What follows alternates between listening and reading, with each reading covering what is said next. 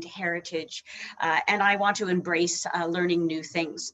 Speaking of learning new things, Charlene actually gave this to me recently. I did not know that another term for Métis people was actually Michif, which refers to the people who began the Métis Nation in the Northwest in the 18th and 19th century. So I'm going to attempt to change my vocabulary in regards to that.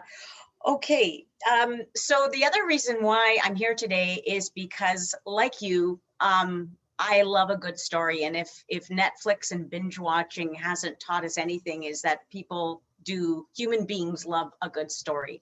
So for me, a good story is something that I learned that's new. One of the things I learned from studying Annie Bannatyne was that her home in Red River was called the Emerald Lodge. I always find it interesting how people in the past named their houses. I don't know why we stopped doing that. And it was an unofficial hotel. So in an attempt to start painting a picture of who she was, she grew up in the center of popularity with lots of people coming in and out of her house, and her proximity and the home's proximity to Fort Garry ensured that she was exposed from an early age to the best cosmopolitan milieu that Red River could offer, which was an excellent quote that I found about her early life. And another reason why I think we like a good story is, and for me personally, is I like to be challenged and to reassess my understanding of the past and the present. And Annie's story is an interesting one. It is one of definitely determination, but also struggle, and not so dissimilar to what women go through today. And I found this quote. It is from one of my favorite books on Métis and women, or Michif women and women of the Northwest. It's called Many Tender Ties, by Sylvia Van Kirk. And she said this about Annie's situation. In this situation, women were seen to behave in petty and a vindictive manner, yet they are more deserving of pity than censure. Their actions stem in large measure from being reduced to a precarious dependency on male protectors. And ultimately this idea that they were fighting to establish women's worth. And for sure, that is something that we still struggle with today. And what I have learned from this is that I should ultimately see all women as my sisters. And speaking of which, I want to thank my actual sister for being on here today, and supporting me. So supporting women, we have a tough life already, so let's continue to support each other. I think that's one of my biggest takeaways from learning. The last thing about this story that I find really amazing is that and a good story for me is something that gives me hope, and I seek light. And I think Annie is definitely one of these people. And I recently found this quote by Gabrielle Lois: "Where could you find a light to guide the world?" And it's an excellent question. And I think it's our past, and it's the people who have shone a bright light. And Annie Bannatyne definitely is, for me, a bright star in our past. Okay, so let's get going on looking at this woman. So the first slide that I have here is probably a story that some of us already know about Annie Bannatyne, and it is her sensational skirmish with a man named Charles Muir. So Charles Muir was from Ontario. Not that we've ever had a struggle between Winnipeg and Southern Ontario before, so I guess you can find out where it comes from. This story focuses on what Muir wrote in the Globe and Mail. So Muir came to Red River, and he said a number of fairly disparaging things about this community. Here's just a couple of them. So this is in 1869. He was staying at the Dutchman Hotel, and eventually he left, and the proprietor of the hotel said, should the author of these philippic or antagonistic words enter the house he had maligned, he should be expelled. So there's one thing about him that's interesting. And Alexander Begg, who also wrote a book, made a couple of comments about him as well, and called him a stout and dumpy little fellow. and Beg himself also commented that he was very concerned about people who are coming from Ontario and who didn't know enough about Red River, and then made negative comments about that. And his comment was, Beg was harsh in his condemnation of those who seemed willing to sacrifice the interests of local community for the sake of promotion, and that was a big thing for him. So the sensational and comment that got written in the Globe and Mail, so I guess that's something to think about, is this. This is what got Annie Bannatyne so upset. So altogether, I received hospitalities to my heart's content. There are jealousies and heartburnings, however. Many wealthy people are married to half-breed women who, having no coat of arms but a totem to look back to, make up for their deficiencies by biting at the backs of their white sisters. So just take a minute to think about that quote. So here's the Globe and Mail printing this incredibly purposely painful comment, and it was read across the country, and it was immensely disrespectful to the people who were living in the community. And Annie is not the only one who got upset about it, as we just saw. So what was her reaction? So this comic, or part of a graphic comic, is from a book that was recently published called This Place, 150 Years Retold. So, and I have that at the end if you're looking for the title. And this is the sort of rendition of what that scene might have looked like. So the story is that Annie waited out and waited for Charles Mayer to show up to the post office, and had somebody warn her when he showed up. And she came and gave him his comeuppance, so to speak. Supposedly, one of the stories of it is that she grabbed his nose, threw him outside, and then horsewhipped him. So this is a pretty intense story, very sensational for sure. And as one writer put it, Todd Larimer, it was an act of resistance to the type of behavior of East versus West, which was happening in the country.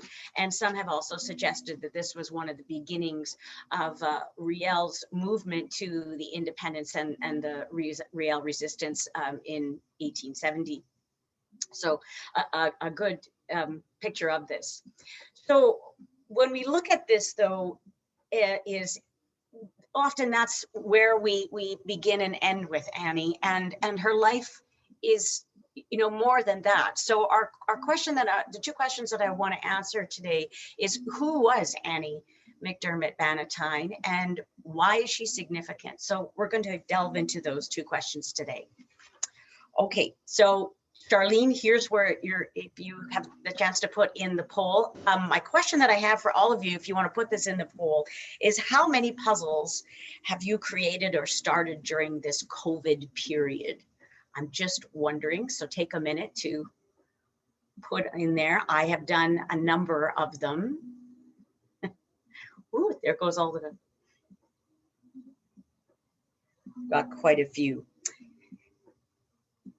Okay, so for those of you who have done some puzzling, my analogy that I want to use through this this talk is that history is a puzzle. So similar to some of the things that we struggle with in doing puzzles, is the same thing with history. So if you can imagine that every piece of a puzzle is kind of like a piece of evidence.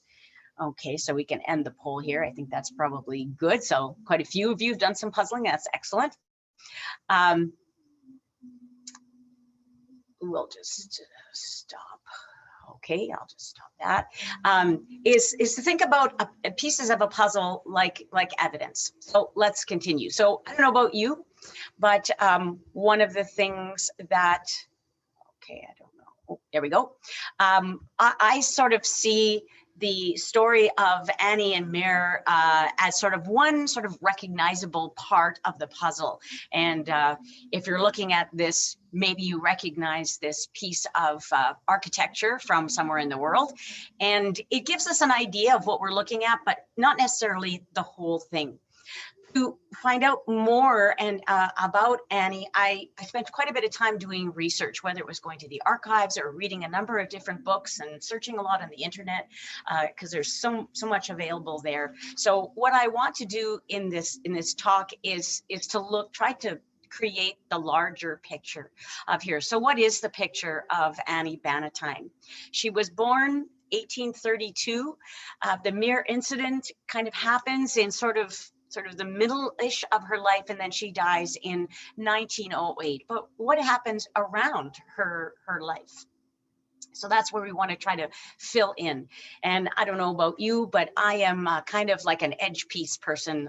That's sort of the number one thing I do when I start a puzzle. And so I want to try to do that with some of the points that I'm going to bring up today, is looking at the context of her life to understand a little bit more about her. Okay, so to do this, we have to go way back because this story is one of exploration, the fur trade, fashion, as well as colonialization. And what we're looking at here is Port Royal in 1604, which was one of the first forts and this beginning of trading in North America. Here's just a quick quote from Champlain. When we think about this meeting of two different peoples, Champlain's attitude, he proposed that French and Native intermarriages so that the two races could become one people. And he's the one who started Port Royal and this trading of furs and all of these goods, and then also creating a new people, which was kind of a novelty in the world at this point.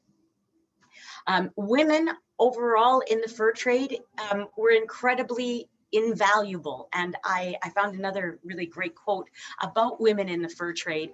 So when Anthony Henday made his long trek to the interior in 1754, the women of the Cree party who he traveled with rendered valuable service. They were very busy. And the end sentence, the inland journeys, which were not accompanied by Indian women, seemed doomed to failure. So women are often left out of the historical picture, but the women's role in the fur trade is incredibly important. And they are sort of the backbone of this time period for sure. It had a lot of strengths and skills. And so if we're thinking about the puzzle piece again, we're finding some of these edge pieces. Women, it was not unusual for Indian women to be found in the elevated roles of guide, owing to their availability and familiarity. So here's a picture of Dalnavert, who's considered one of the first peacemakers in Canada. And here's this woman who was incredibly strong, creating peace between different groups of people and the HBC, so that they would stop fighting. Women were also interpreters and teachers of language, and which also facilitated this relationship. So when we're looking at the fur trade in Canada, this is a long period of time. Depending on where you are in the country, it could be 150 to 400 years of this trade, and men and women doing this together, European and Indigenous and Métis or Michif, and their children. So it had its roots everywhere in our country. Here's another really amazing painting that I love from Paul Kane called The Wedding Festival or Feast. And the marriages between in European men and Indigenous and Michif women were celebrated, and it was a very lovely period of people working together. And I think this painting shows that as well. We have these goods that are moving across the country, whether this is from the Northwest Company, this is from Fort William. And I just showed this little map. Anybody who knows me, I'm a little obsessed with maps and timelines. Don't worry, there's a couple coming up. These fur trading posts were all over Canada, whether it was the Hudson's Bay Company or the Northwest Company. They are dotted everywhere. And we have to understand that all of these forts would have been relationships between Indigenous, Michif, and European people in greater to lesser degrees, but it was all over the Northwest. And this is just another great picture from the Hudson's Bay Company. Again, an opportunity for you to see some of the larger forts that were from one end of the country to the other. So, and when we look at this picture, we can also see that some of these forts eventually became the major cities of Canada. So one of the things I often bring up is, why is Edmonton the capital of Alberta? Well, it's because that was the major trade route city, because it's on the North Saskatchewan and it has a much longer history. Or Victoria versus Vancouver, because Victoria was part of this fur trade history. And then, so let's move ourselves to Red River. So Red River is an extremely important area, certainly for Manitoba, but for Western Canada as well. Here we're looking at it's the center of the continent, but also center of the Northwest trading, and it's connected north, south, east, and west through all of these rivers. So it was an extremely important site, and this is where Annie Bannatyne is born in 1832. Just a little bit about the trading that took place here. Here's just a list. This is an actual list of some of the stuff that was brought into the fort, the trade area. And I just highlighted this: 12 pairs of colored lilac gloves. I would love to own a pair of lilac leathered gloves. That would be lovely. And so Red River was a place of society, and it had all of these amazing things that were brought in. Here's another example. These are magazines that are coming in from England, or books that are coming into this area. So people were educated. We're reading the Leisure Hour, and also the Punch magazine or the Family Herald. So it's an interesting society. So another couple of pieces to this puzzle that we have. So, and who are Annie's parents? Her father, Andrew McDermott, was from Ireland. He's born in 1790, and he wants to make his fame and fortune, and it wasn't going to happen in Ireland for him, so he leaves, and he ends up supposedly very good at languages. He learned Gaelic on the ship over, and becomes fairly important for the HBC, and eventually he marries a woman named Sarah McNabb. She was born in 1802. They get married when Sarah is 12 years old, which was fairly normal at the time. It seems a little bit odd now, but she gives birth to her first child when she is 14, and she ends up having 15 children altogether. We also have to remember too that when Andrew McDermott is considered one of the wealthiest men in Red River, that by association, Sarah McNabb is the wealthiest woman in Red River, and she is also a very important person. And she is Annie's mother, and Annie was the 5th daughter of the 15. Interesting note that 22 years into their country wedding, Andrew McDermott married Sarah McNabb in a church. So I would be interesting to know what happened around that, but I unfortunately didn't find a lot of evidence about it, so I'm not sure. So who was her father? By 1849, there's a bunch of lists here: 14 carts, 11 buildings, 40 oxen. He was a very, very wealthy man. He was a man of enterprise, and he set up shop in Red River and was an extensive importer. He became a independent merchant outside of the HBC, and made it on his own. And this is a picture of one of his buildings that he would store his goods in. He was also, and one of the things I wanted to know a little bit about Annie was, what was her life like? What was her father like? And this was a quote that was about him: the most energetic man, always singing snatches of Irish songs. And he was very hospitable. So that's some very interesting clues about him. And also they had an ever expanding family. So yes, 15 children would have been a house. So this house that they had, they kept building on and on and on for it. And that's ultimately, I guess, why it became a hotel or something unofficial, a hotel of Red River. And this is another Paul Kane painting of what Red River looked like. And you can see the St. Boniface Cathedral in the background. That was one of the first examples of it. Okay, so here's Annie. So lucky to have a picture of her when she's a young woman. Annie's childhood, another quote I found about her family life, that it was close and comfortable. They lived on the Red River with many other families, and the children all knew each other and were visiting back and forth. And when I read this quote, one of the things that I thought about was this would be a great Netflix series, her life and what it was like to live in Red River.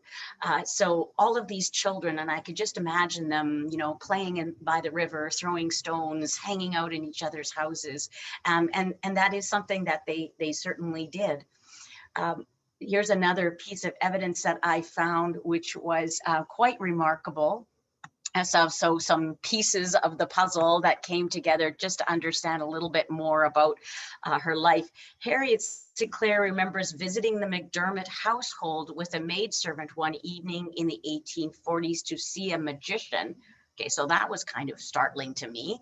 And what did he do? He put a watch under a hat and then lifted the hat to show the watch had become a potato. Like, how exciting. And then he pulled reams of ribbon out of his hat. And here's the important part for me. It took place in the McDermott's kitchen. So they must have had a house that was a center of entertainment and livelihood and interest. Lots of things that were going on. So Annie grew up in a very interesting household. She did not all play. She did have to go to work. Perhaps some of you have seen this building if you've driven down in Lockport area, down River Road. This one was built in 1858, but the Red River Academy was founded sooner than that, 1833, and it was founded to transport the morals and values of Britain into the prairie wilderness. So more than likely, Annie did attend Red River Academy, where she learned and received a general education, reading, writing, arithmetic, geography. And so she was a very educated woman of this community. Here's another question, and I see this kind of as a missing piece of the puzzle. Was it a marriage of love between her and her husband? Well, we'll never know, because either the dog ate that piece or of the puzzle or something else. But what we do know is, I have a couple of quotes here that I found, that Andrew McDermott was so clearly desperate to marry Annie that he left his job because he wasn't allowed to, because the junior clerks were not allowed to be wed. So he quit his job so he could marry her. And there's another quote by Sylvia Van Kirk, that there was no doubt the beauty and the accomplishments of the daughters of prominent traders were a powerful drawing card.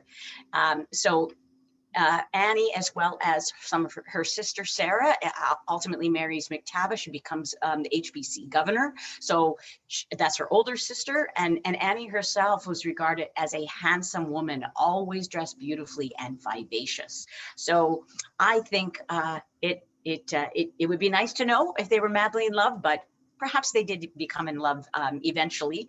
A little more evidence about them in a second. But who was her husband? This is the fine, strapping man that she married. He, like Annie's father, was a very, very shrewd businessman and made a lot of money. And he was even wealthier than Annie's father. And he took charge of the McDermott shop and his watermill, and his business grew, and he became the largest merchant firm in Red River. So Annie lived a life of luxury, for sure. She always had a lot in her life. Did her husband love her? Well, here's an example. This is actually William Bannatyne, Andrew Bannatyne's last will and testament, and I've just underlined a couple of points here. He says, I give, desire, and bequeath to my said wife all the rest, residue, and remains of my estate and personal, to have and to hold. So he leaves her everything in his will. So I don't know. I think that means that you love somebody if you leave them everything. So it's a good sign of that. What else do we know about Annie? Well, she was married and for a long time, and she had 10 children. What a woman. This is one of the houses that she lived in.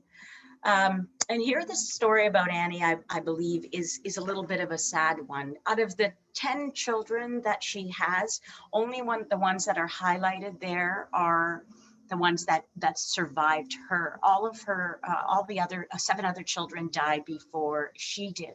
So it must have been a very, very difficult time for her to go through that. Losing one child, but to lose 7 would be very difficult. But Annie was an incredibly determined woman, and she kept going.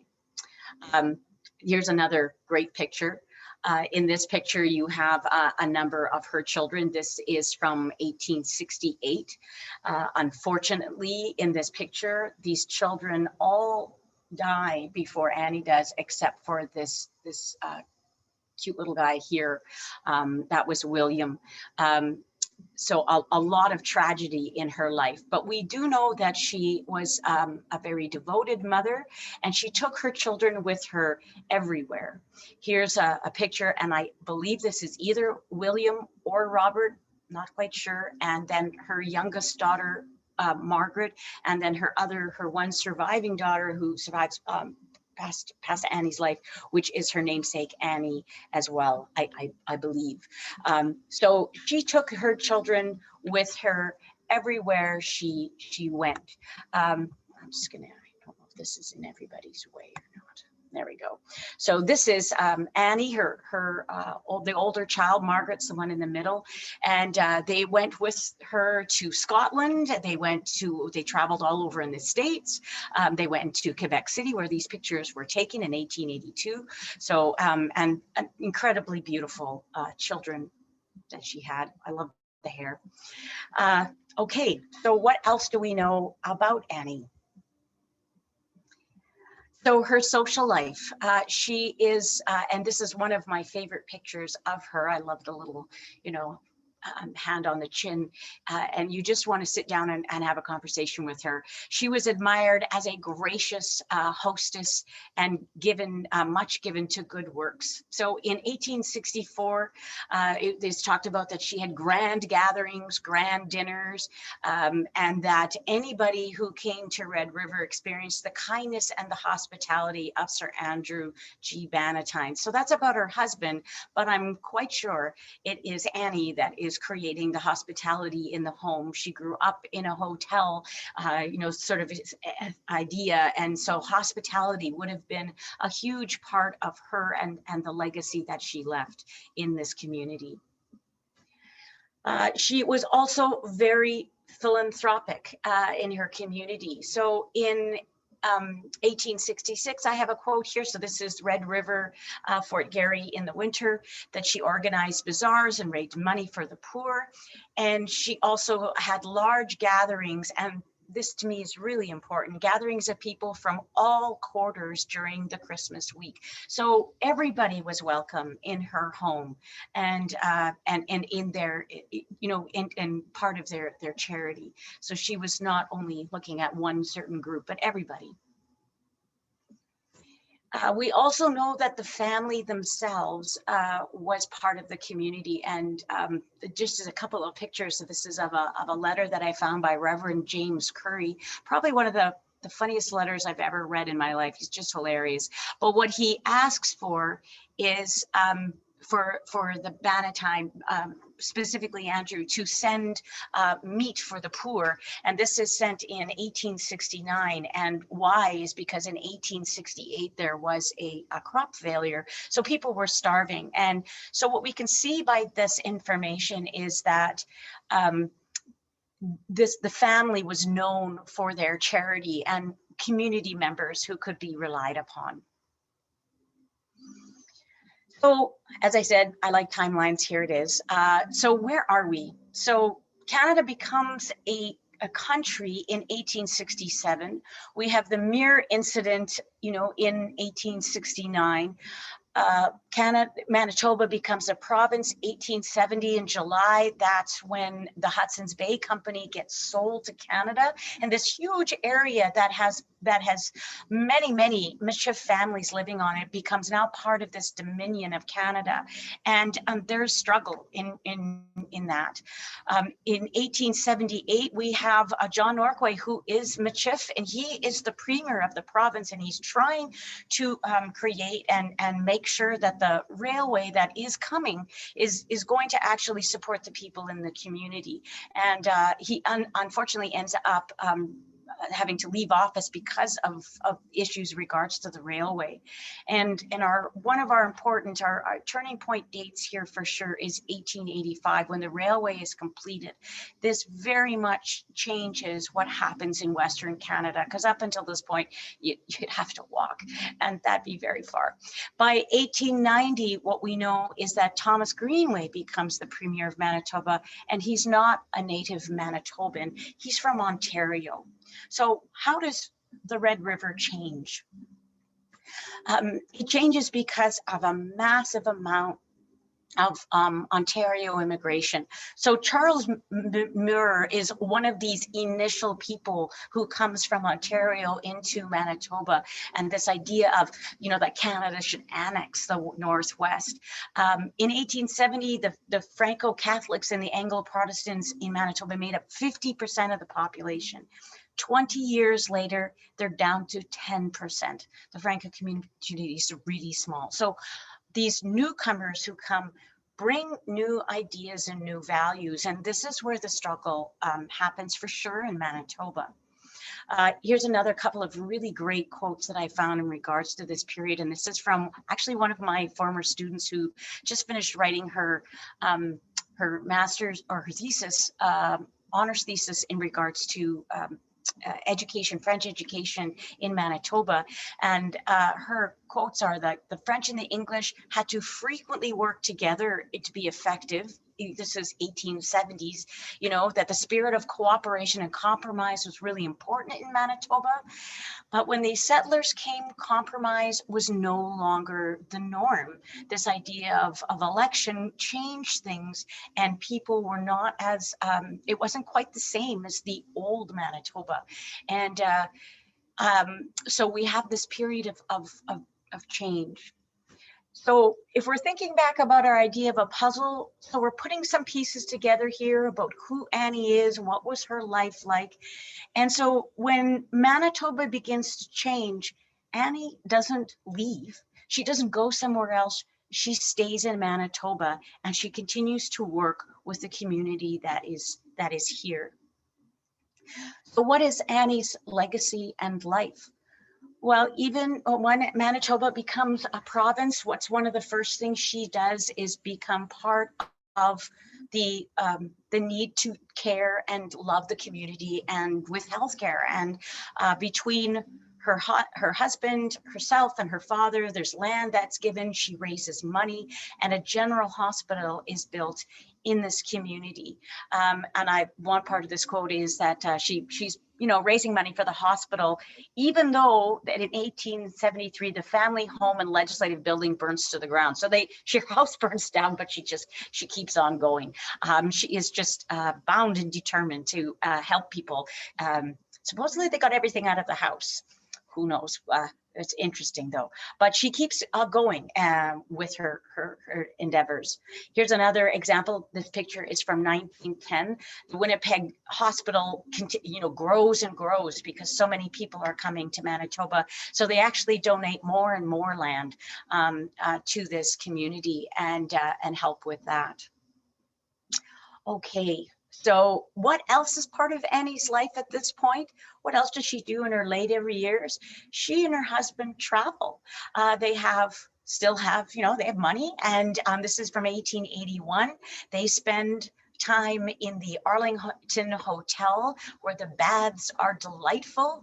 And in 1882, they again are back at the Arlington Hotel. There's another quote that says, this is Andrew McDermott writing that they might go to New York or Chicago, but the good wife is anxious to go, but we have such a large party of us. So they brought their children, and other friends came along and stayed at this hotel because Andrew liked to get away for the winter. So he was like a snowbird. Even back in the 1880s, people were doing that. This is the actual Arlington Hotel that they would stay in Arkansas. It was eventually torn down and built even grander, but this is the 3-story spa that they would have lived in for quite a while. They would stay for like several months. Okay, and I just have a little bit of information about it. Had 100 rooms, electric lights, you know, added parlors. It was would have been quite a fun time to hang out in this with that family. Also traveled to England, and I found this letter as well. And I was just thinking, goodness, maybe the building is still in London at 120 Cromwell Road, and this is what I found. So they would have also stayed in London, and they got a chance to see the changing of the guard, and you know, saw the sights of London and traveled there. And this supposedly is the place that they would have lived in while they were staying in London. Okay, so we round up Annie's life. In 1808, she dies. She dies at Cannington Manor. I believe this is the building, but there's a couple of different examples of it. And she is there at the end of her life with her daughter visiting friends, and she dies in her sleep. And so she has a peaceful end. And I just another comment about her legacy is that what somebody else said about her is that her legacy extended by Annie to people well beyond the limits of her circle of friends and family. Again, that she was this incredibly magnanimous and philanthropic woman who cared about all the people around her. So we started off with these 2 questions, and I hope at this point you know a little bit more about who Annie McDermott Bannatyne was.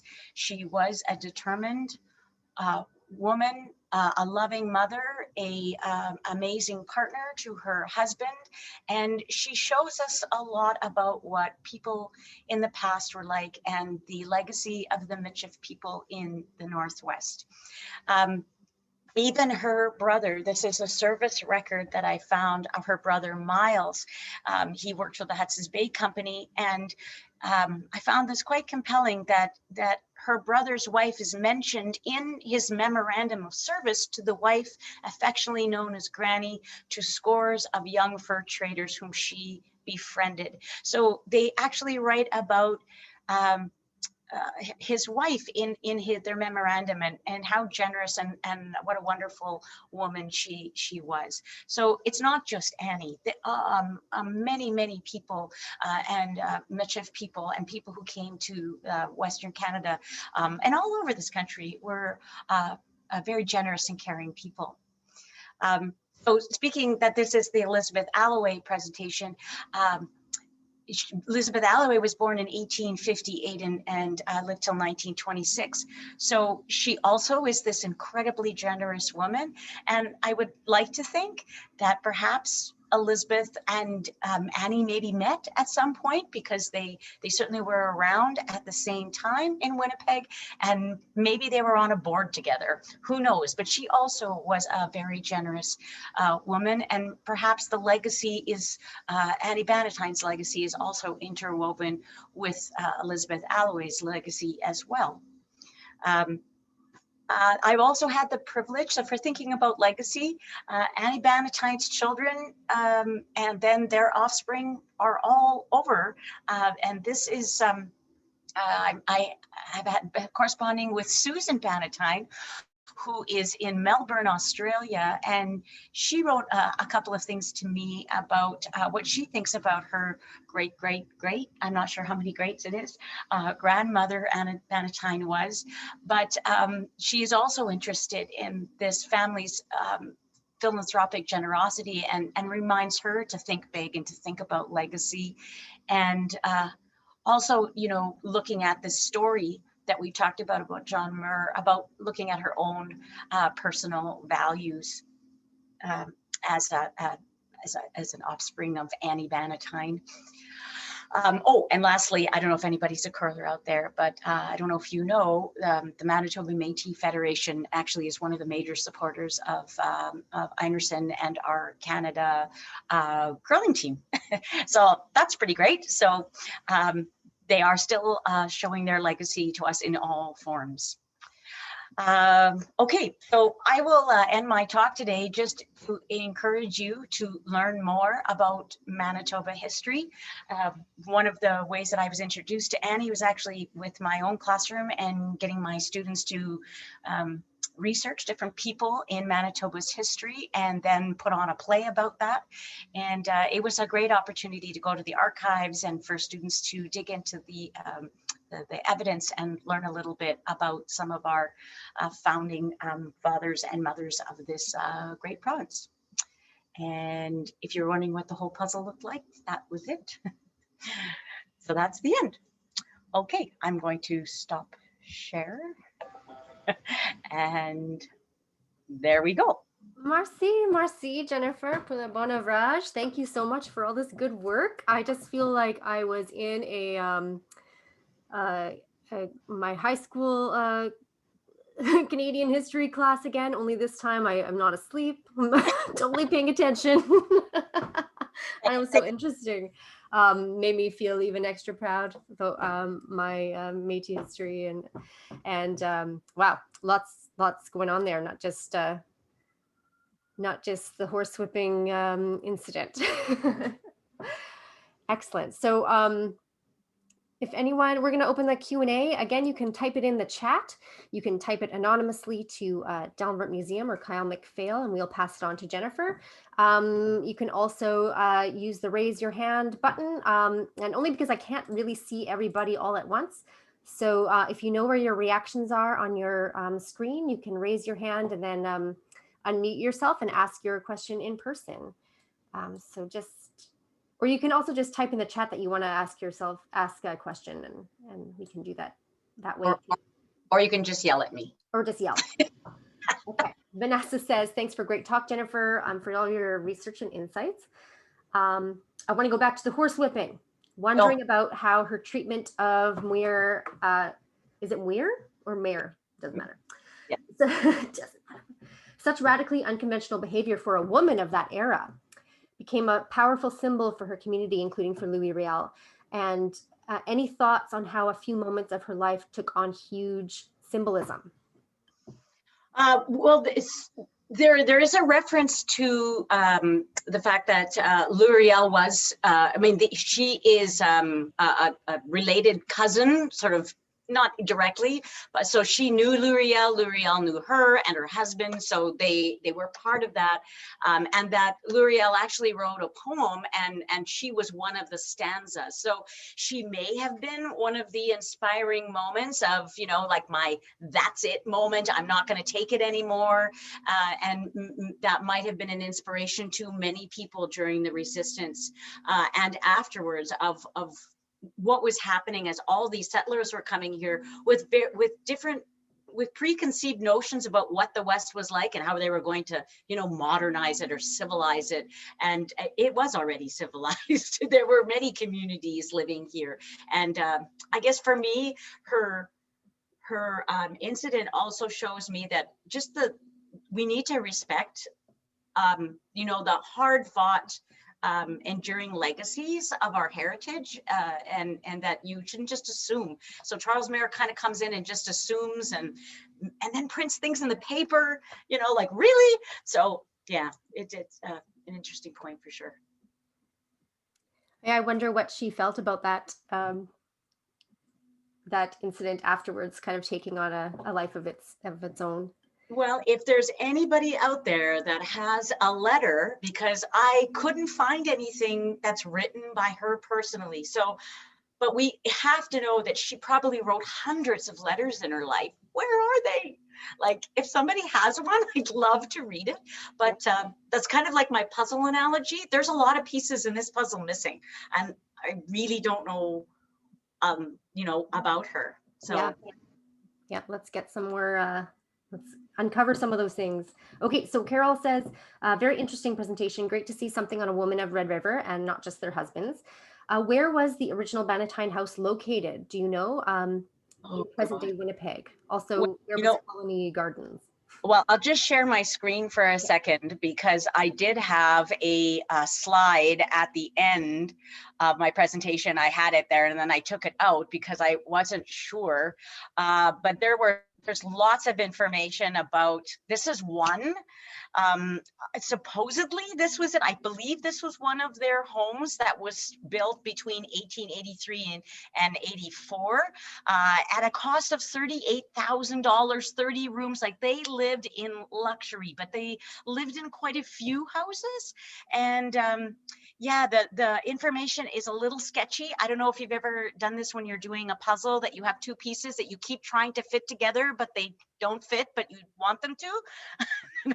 And this was one example of me trying to, like, I honestly would have to research longer to find out the different places they lived and really know for sure. But I think so. I also saw that picture of that house in it's in Armstrong's Point somewhere. So I don't know. More research. Yes. Okay, so here you'll be able to answer this one. Is there any connection to the naming of the street in the Exchange District, Bannatyne? Absolutely. Yeah. And McDermott, that they own, both of those men owned that land, and then they gave some of it to the hospital and things like that. But absolutely, they're named after. Andrew Bannatyne, one of the quotes that I read about him is he's called the first citizen of Winnipeg, which is okay. So, but there's lots of other people here, but so I'm thinking by association that Annie is like the first woman of Winnipeg, but there's many women here. But yeah, he was honored in many different ways, and that was one of them. Yes, but it's not named after Annie herself. No, it's after her husband. Yeah, but it's nice that both of her names are basically in streets next to each other. Well, we can just say it's for her. Yeah.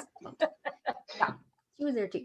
Okay, so, and Jean has this, she says, the current location of our HSC and associated hospital buildings is on land donated by the Bannatynes and possibly Ross family. The picture that you showed of the Winnipeg General Hospital showed a lovely garden, and it was known as Alexandra. Oh, wonderful. Nice too, yeah. Okay, I'm not keeping up here. Okay. Alexandra Square, she says, the city gradually allowed this land to diminish in area, and now it is all gone, covered by buildings. Yeah. But maybe we could ask for a plaque or a statue in Annie's honor. Oh, that would be lovely. Would be lovely. Mm-hmm. Great. Or a mural art, something. Yes, something commemorating. Mm-hmm. I hope I'm not missing anybody with your raised hands. If you want to just unmute yourself if you have a question, you can go ahead. I think I got everybody's questions, and I just wanted to comment on that. What's his face? Annie's father. What's his name? McDermott.